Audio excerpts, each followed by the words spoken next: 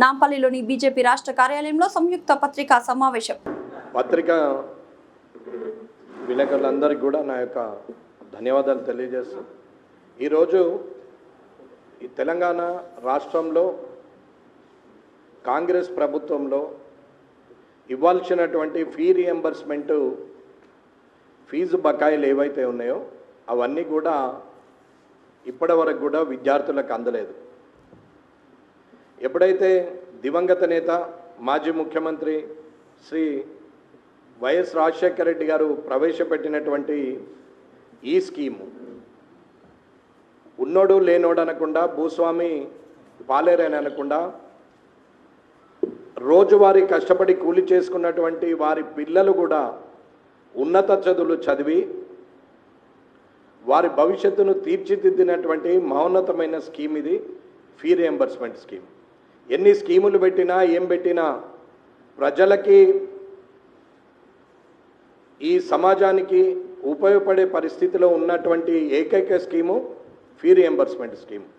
దీనివల్ల గ్రామీణ కుటుంబాలు కానీ రైతు కుటుంబాలు కానీ బడుగు బలైన వర్గాలు కానీ పేద విద్యార్థులు ఉన్నత చదువులు చదివి ఇవాళ అధికారులుగా ప్రభుత్వ అధికారులుగా అలాగే ప్రైవేట్లో ఎంప్లాయీస్గా అలాగే ఐటీ నిపుణులుగా శాస్త్రవేత్తలుగా వారు విదేశాల్లో కూడా స్థిరపడ్డటువంటి అత్యున్నతమైనటువంటి స్కీమ్ ఇది.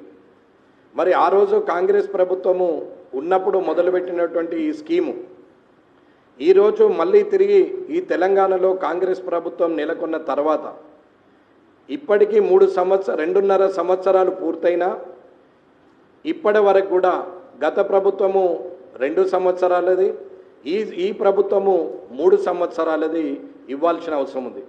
రేవంత్ రెడ్డి గారు అనుకుంటున్నారు 23 డిసెంబర్ 3వ తారీఖు నాడు ప్రమాణ స్వీకారం రిజల్ట్ వచ్చింది కదా, మాకు 23-24 అకాడమిక్ సంబంధం లేదు అని అనుకుంటున్నారు. కానీ 23-24 అకాడమిక్ కూడా సంబంధం ఉన్నదని ముఖ్యమంత్రి గారు తెలుసుకోవాలి. 23-24-25 24-25-25-26 3 సంవత్సరాలు ఇప్పటికీ పూర్తయిన సందర్భంగా విద్యార్థులకు సుమారు 14,000 కోట్ల రూపాయలు విడుదల చేయాల్సిన అవసరం ఉంది. 3 సంవత్సరాలుగా ఒక్క రూపాయి కూడా విడుదల చేయలేదు.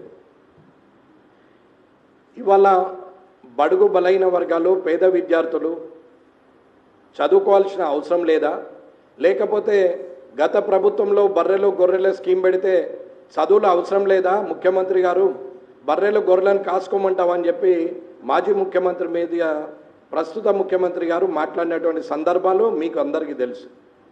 కానీ ఇవాళ మీరు చేస్తున్నటువంటి పని అది కూడా లేని పరిస్థితికి వచ్చింది.